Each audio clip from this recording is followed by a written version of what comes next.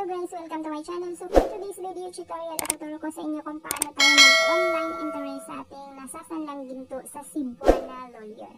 So kailangan may Cebuana Express kayo guys at syempre may balance kayo dito sa inyong wallet para makapag-interest kayo through online sa inyong mga gintong na isasanla sa Cebuana.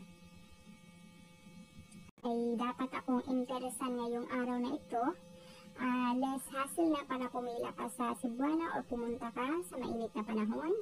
So, i-online process mo na lang yan guys. Ngayon, ilagay lang, i-click ko lang itong phoning guys. Ito yung naisanla ko. Ayan, ito yung, itong isa sa November 4 pa. So, ito ngayon, October 28 today.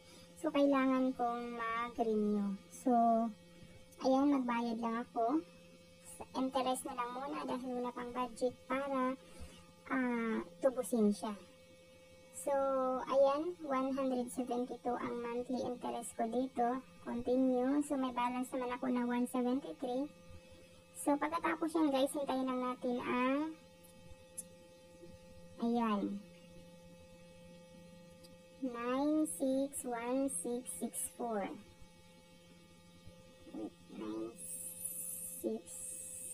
6164. Wait lang. Mali yata. Ito. 961664. 961664. Ayan, ang tama. So, alas 7 na ng gabi guys, bago ko siya naalala.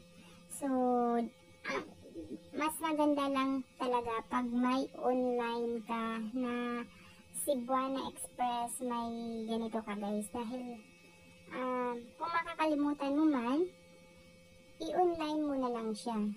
So, bakit nag-back? So, open ko lang ulit.